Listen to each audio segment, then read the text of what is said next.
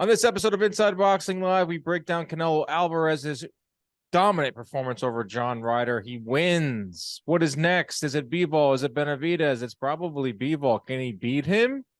We'll see. Let's go.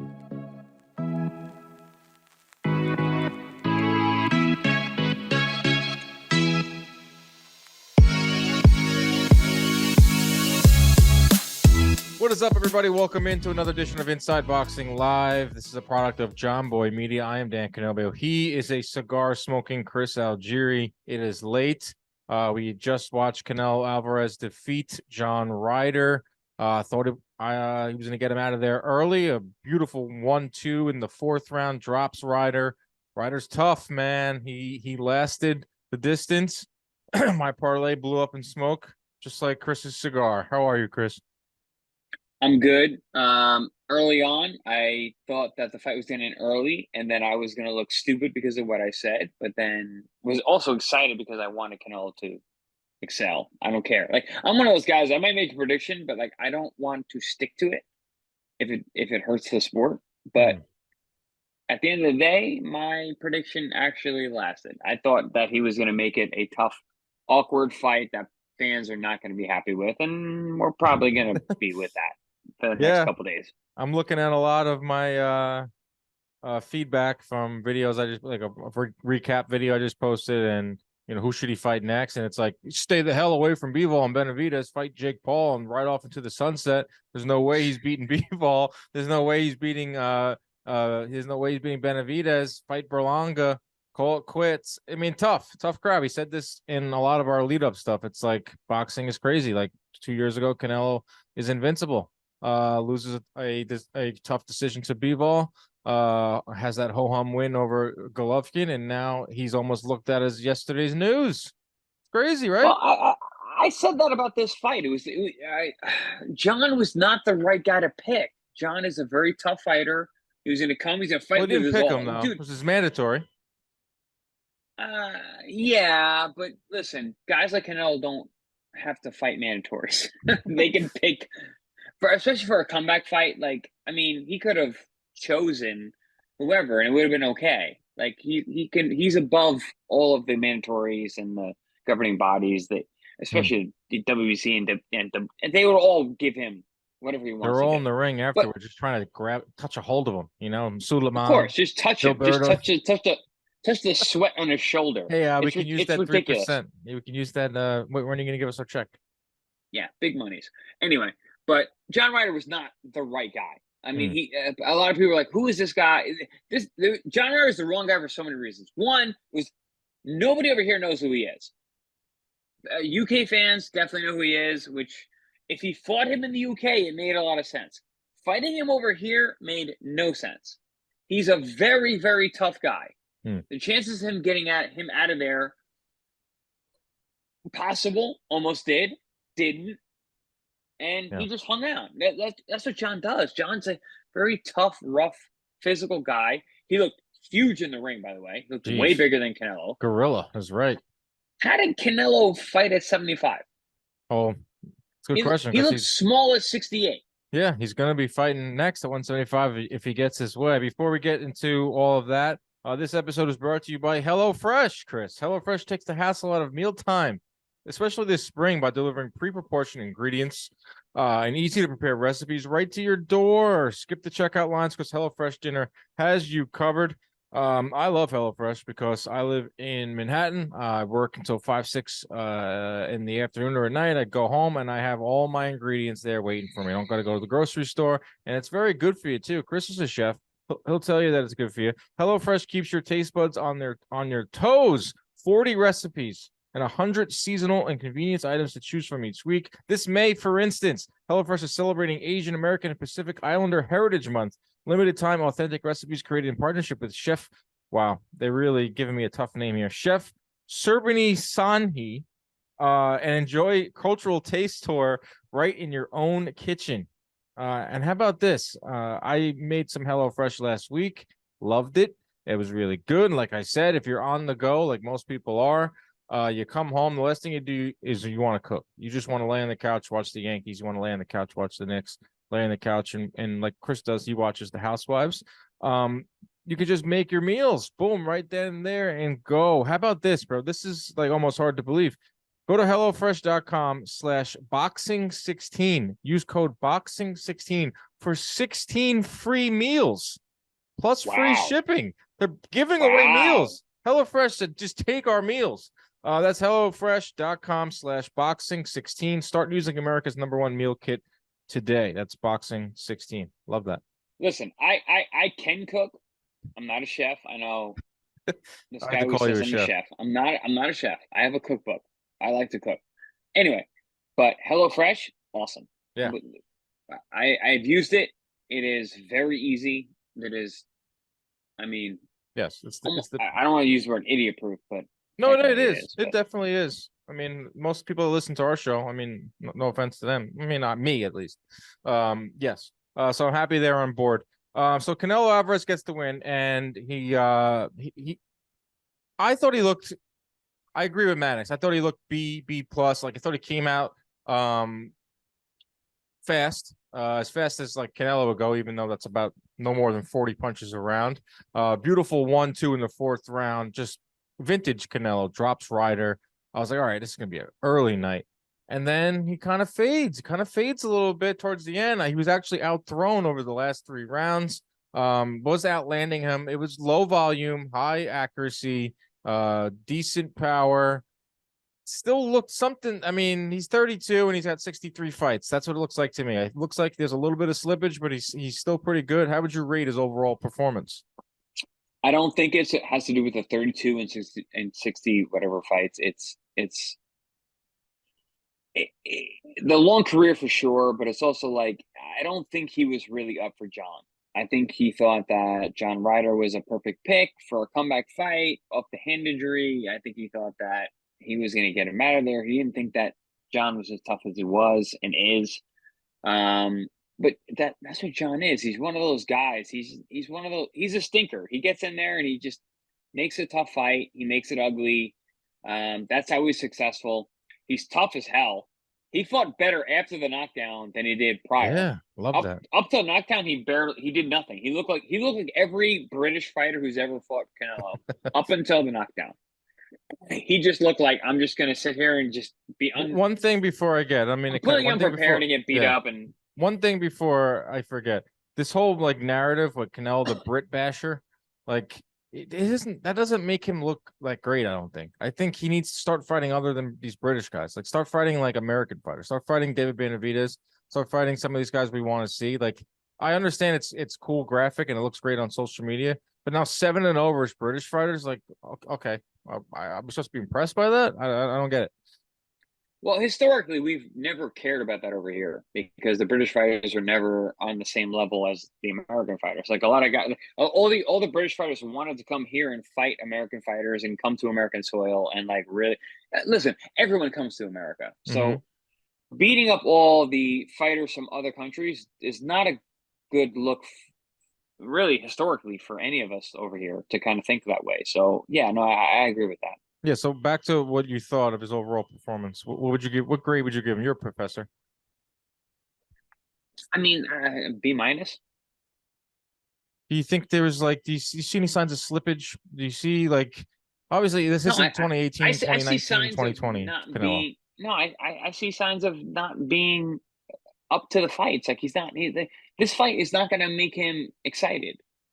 And Really? Even in front of like the 50,000 in Mexico, his grandma, his abuela? Did you see that? His abuela had never seen him fight before, 94 years old. She's giving him the voodoo before the fight. Like, you don't think he was up for something like that? I think he's trying to be up. I Hmm. think he's looking for reasons to be up. I think going home, taking this fighter, this opponent. Listen, at the end of the day, we're fighters. Like fighting at home is one thing, but like I don't know. John wasn't the right guy to bring home. You're not I going to mean, blow like out you said, I John. know you say he doesn't have to do mandatories, but he kind of, if he wants to keep those belts, I mean, technically he does. I know he gets the Canelo rules and gets go around that, but he maybe could have got like this is it. This was really it. There were I don't know who else he could have came up with. Like this guy was in line, mandatory, tough. Yeah, I could agree to a certain extent that maybe yeah he wasn't like fully up for it, like he would be for a Bivol fight. Um, I still think he should have fought John over in UK. I think that would have been This was still a made cool more scene, though. sense. Pretty fun scene. Oh no, no, no, no! Don't get me wrong. I mean, fighting at home was awesome. Guadalajara was amazing. I mean, Guadalajara is amazing, but I don't know if bringing John there was the right move. Ryder. I keep saying John Ryder. Like I mean, he's a very very tough guy. I did plenty of. So we did our first interview about him. What was that like in January? Well, when we did our preview, yeah, like around Yeah, March. preview. And like I was like, oh, John's gonna be, one of those guys. He's gonna be really tough. It might be an ugly fight. People are not gonna be happy about it. I was partially right. I wasn't as right as I thought I was gonna be, but yeah, John was still a tough guy. It's probably the wrong guy to choose for that. It's really hard to look good against Sean. Yeah, I think we said that, like, and Canelo said this too. Like the first couple rounds are going to be difficult and it's going to be tricky. I think It wasn't. it wasn't. It was the opposite. It was like the Yeah, middle rounds were tricky. First four, the Ryder last was 3 rounds are really yeah. tough. The Ryder didn't throw much in the first 4 rounds. He went down the fourth. He kind of found his rhythm there in the second half of the fight. Got tougher as it went on. Got tougher after the knockdown. Whatever. What it was. We kind of knew how this fight was going to play out. We knew it was going to be this type of 10-2, 11-1. One judge had it 12-0. Whatever. Canelo's back. He's in the win column, and now we look to what's next. Before the fight, he said, "I want Bivol. I want the rematch. I wanted it at 175. I want it on the exact same terms as last time." Bivol says, "You know what? Yeah, I want the rematch too, but how about we do it at 168? Let's do it for all your belts. Put something on the line, Canelo. We're going to put my belt on the line this time. I'll go down to 168. I'll beat you again. I'll take all 4 of your belts." And Canelo say, "No, no, no. I want it at 175 now." As badly as I want to see the Benavidez fight, that's not next. He's fighting Bivol next. It's just a matter of what weight, and I think it's going to be at 175. And do you think he can beat him? Because I don't think he can. What do you think, Chris? I don't think he beats him at 75 or 68. We've talked about this ad nauseum on the podcast. Like, I think the Benavidez fight makes the most sense next. I think that Canelo has a much better chance of beating Benavidez than he does Bivol. I think he actually beats Benavidez at this point. But I do too. yeah, which has changed my mind in recent thought. I don't see him beating Bivol. But if he fights Bivol and beats him, Crown him. we're talking all time great. Like, it's intriguing. I mean, right. We don't want to see it. But we do. That's what Canelo's going for, though. That's what he's going. He's being like, "Hey, listen, I get this fight. It's basically an upset. It's basically I am erasing history in terms of him beating me. Like, it's a ballsy that's what move, he's man. going for. He's fighting for legacy. It's a super ballsy move. It's a ballsy move. It can backfire. That's why the weight comes into play. I think it will. The weight comes into play because if he does it at 168, which I don't think Bivol has much like negotiating power here, but like, yeah, has the win over him, but come on, it's Canelo Alvarez. Like, they do it at 168, there's a lot more on the line. But there's going to be that whole thing where, yeah, you avenged your loss, but you did it at a different weight. At 175, it's just Bivol's belt on the line. It's different at 168 for a number of reasons. I kind of like Bivol kind of countering and saying, no, let's do it at 168, even though I don't think Smart. when it gets to the negotiating table, like, what do you think? Like, I don't think Bivol's going to get his way there. I think Canelo wants it at 175. He's going to get it at 175. Well, none of this is that Bivol's way. So the only aspect that goes Bivol's way is the money, because he's getting the biggest money fight they could possibly get. Like, what has he been doing lately? He beat Ramirez in November. We're in May. We're in May. Hasn't fought since. Canelo fought tonight. Bivol's going to wait around for Canelo. Yeah, he's got to wait. So we're looking at Bivol being off for almost a year. It's 10 months. Shame. It's a shame. It's a damn right, shame. It's a shame. He's one of the best fighters in the world. Essentially waiting around for Canelo. I don't blame him. No. I mean, he tried to fight. He was supposed to fight Gilbert. No, he was supposed to fight. What's his name? No, that was Gilberto Ramirez. No, he really had no. Buatsi turned him down. he just has that Canelo lottery ticket dangling. Of course, he's going to wait, but I would like to see him fight in the meantime. Yes.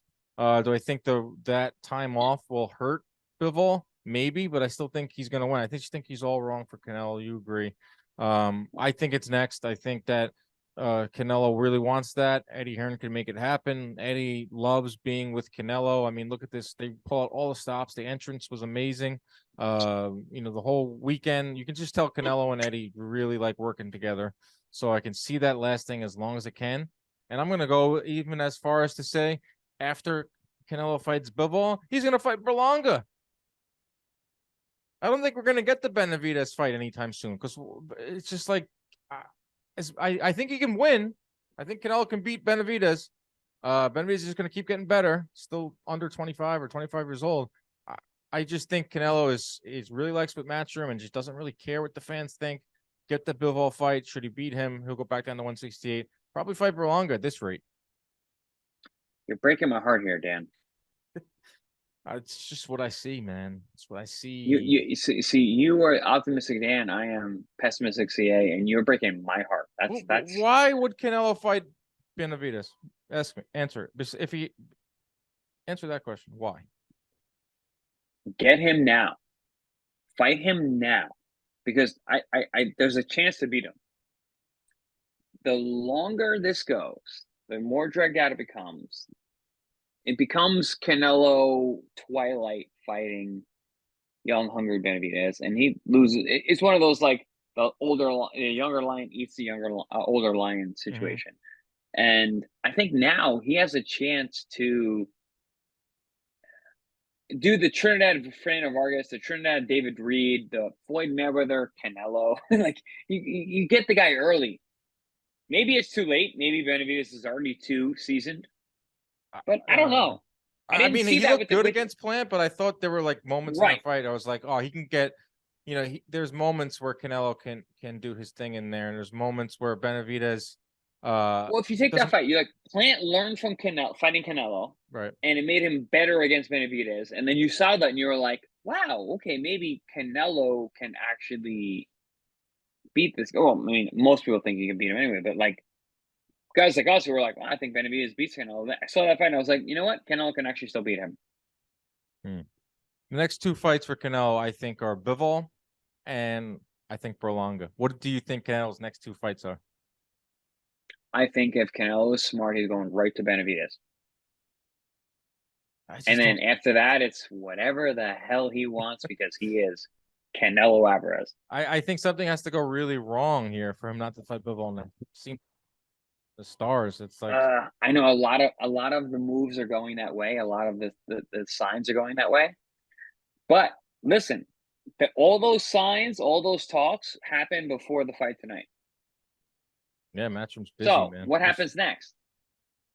For what? With Canelo. What happens next? He just finished the fight with Ryder, which went the way that I think I remember what you said, but it's definitely the way that I said it was going to go.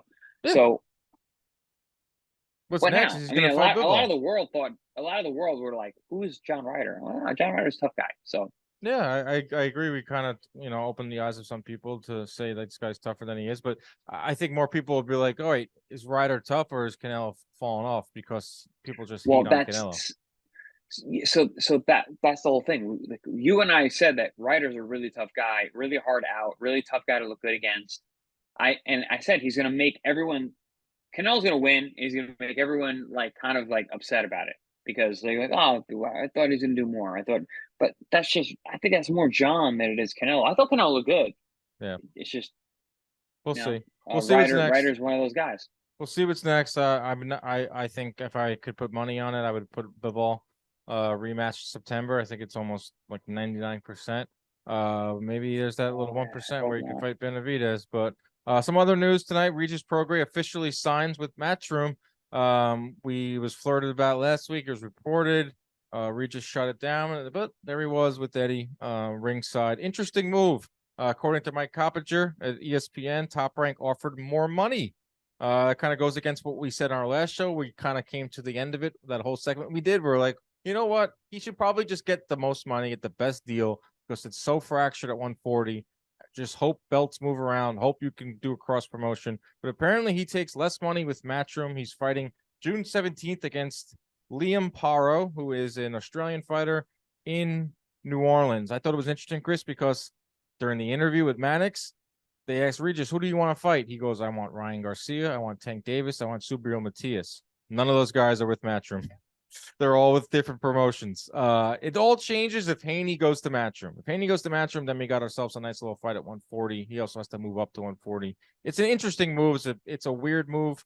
Prograis is almost 35 years old. We finally thought that once he won this title and he became a free agent, he would go to Top Rank. I feel like Top Rank was probably made the most sense. Even PBC, I had Matchroom third in terms of making the most sense, but it's official. What does making more money mean? This is guess what everyone behind the scenes don't understand. What does that mean?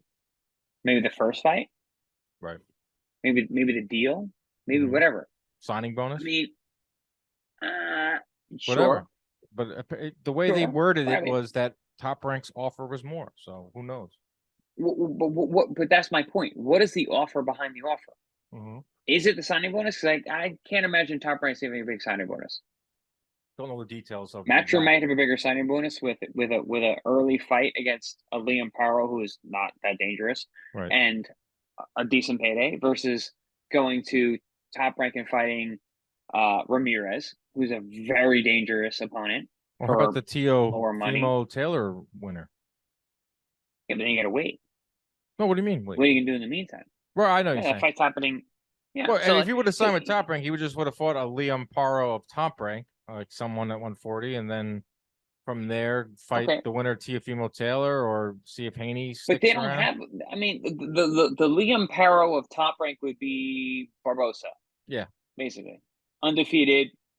Like world level contender. I mean, Liam Paro is a little higher than Barbosa in terms of where he's at in the world ranking, Mm-hmm. but like again, you're talking about signing bonus. You're talking about first fight. You're talking about next fight. Like people don't understand how complicated these contracts are in terms of signings and first fight, second fight, third fight, and how they Yeah. expand. So I think that his team has been very smart in the way they've maneuvered him, and they're looking contractually intelligently about what's going on next. So I don't know. When Coppinger says like, "Oh, there's more money in Top Rank," that's a I thought Top Rank ESPN was there's a screen on that yeah. something saying like that. I thought Top Rank ESPN was the move. Fight Ramirez, you've been flirting with for years. Fight Teofimo or Taylor. Haney sticks around there. CSPN, a lot of exposure. Even PBC. I heard Super Matias might be actually like not I wouldn't say out at PBC, but like because of free agent, that changes everything too. But they got Matias. They have Rolly Romero is about to be a world champion next week at this time, next Saturday night. He's going to be a world champion. So that's two of the four belts belong on the PBC side if Matias stays. Like Haney is the big X factor here. I've heard rumors of Haney going back to Matchroom. Like a lot has to change there. Haney has to win against Lomachenko, and then he has to vacate all his belts. Then he has to move up to 140. And then he has to go to Matchroom. But if he moves to Matchroom, then Prograis Haney could be a fun fight. But if Prograis stays at Matchroom and he fights Liam Paro, and then he fights Jack Catterall, and then he fights another like European guy, it's like, all right, I don't want to hear anything from Prograis anymore because all he did was talk about how these guys are ducking me. I'm frozen out of big fights. Becomes a free agent, and yeah, maybe he got a good offer. That's great. But like he's always talking about how he wants to be in big fights, and if it's how we think it might go at Matchroom, I mean, good for him for getting a lot of money, but you're gonna not be in the biggest fights. Hey, listen, he's 35.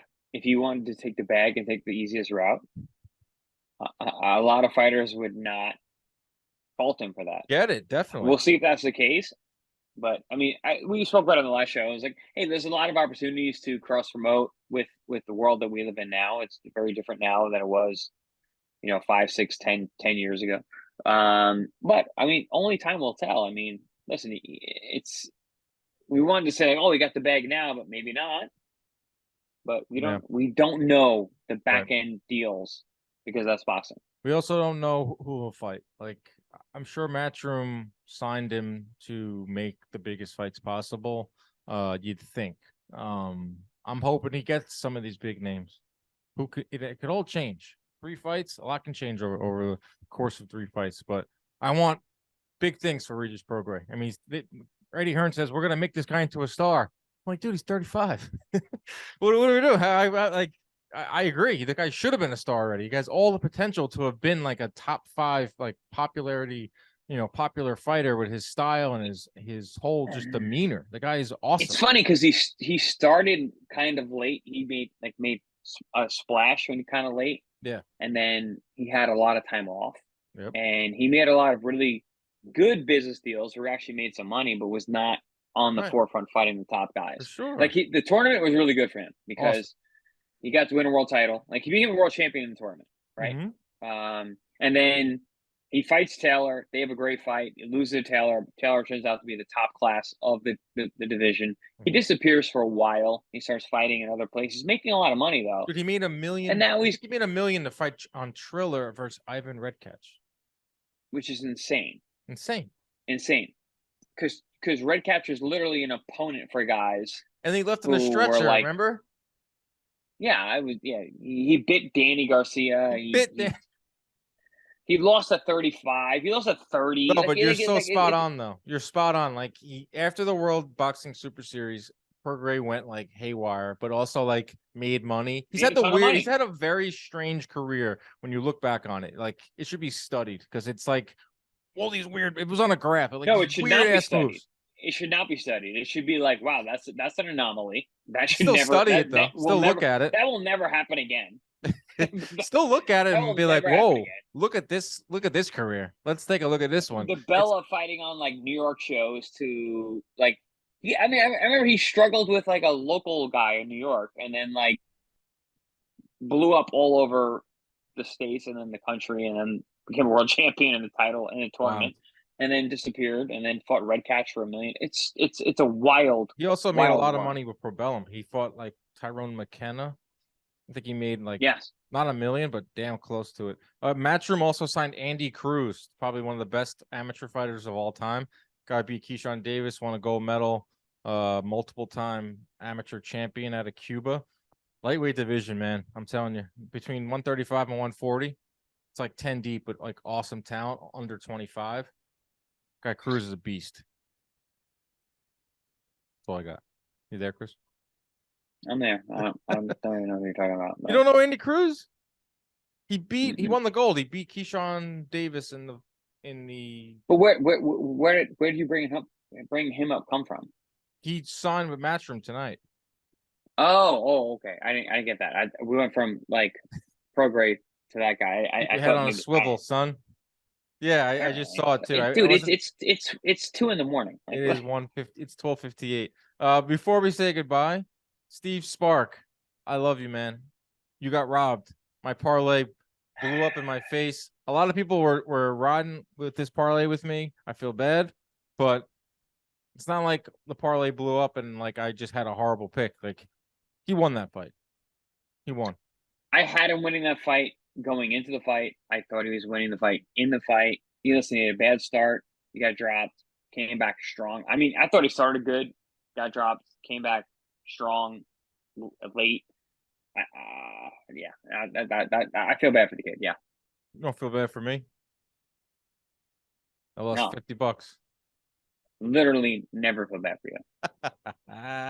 I'm counting that as a win on my record. I don't. I'm counting it as a win. People at home don't either. Bank account isn't either too. Bank account's like, no, you lost. DraftKings is like, wait, you're counting that as a win? We're not. Thanks for the $50. That's how it goes. Yeah. Damn it. So dude, DraftKings doesn't work in Florida. What? Is that true? Yeah, I tried to sign it. You have to. I'll place your bets. I got a VPN now. VPN from Indonesia. Let's also. Oh wait. Let's also. I'll email my guy at DraftKings. We'll try to fix that. Give you a special. Yeah, get me on. Special Algeria treatment. Bets. I mean, I'm basically a New Yorker. Yes, so. You are. You're a New Yorker that happened. Wait, what's going on in the UFC? Cejudo's fighting Aljamain Sterling right now. I don't know who's winning, but let's go Aljamain. Go Long Island. Aljamain is a Long Islander. Yeah, he's a big time Long Island guy. His younger brother, fought for my brother's promotion, and yeah, he's a Long Island guy through and through. We'll have another I used to show. spar with Aljamain, actually. Beast. Cejudo hasn't I feel like Cejudo was the man and then left. I think it's like his He first left fight in for like 3 years, years. right? Yeah, it's his first fight. He's dude, very cool guy. I like both guys actually, but Cejudo's like a media guy. Like I see him hosting Mike Tyson's podcast, and he's got his own yeah, he does a thing. lot of fight breakdowns and shit too. Yeah, he seems like he's a good character. It's probably good for the sport to have him in it. Yeah, that's what's going on next weekend. Crazy to come back. Yeah, it's crazy to see him back. We'll have another show later in the week. We'll see how this Canelo stuff plays out. We'll take a look towards Rolly Romero. We'll have some other fun. What's going on late? We're getting closer and closer to Haney Lomachenko. Yeah, it's gonna be a lot. We have a lot coming for you down the pipeline. That's it. Canelo wins. We'll see what's next. Probably Bivol. Probably Bivol. Dude, I don't know what kind of inside information you have. I'm listening to Canelo Alvarez, and I'm watching him very happy with. I'm watching Eddie Hearn in pajamas, Canelo's pajamas. He's fighting Bivol, September, and we'll probably do a watch party at the office. Have a grand old time, and maybe he'll win. Probably lose. I'm tired. Keep your hands up at all times. Protect yourselves at all times. Stay out of those DMs. We out.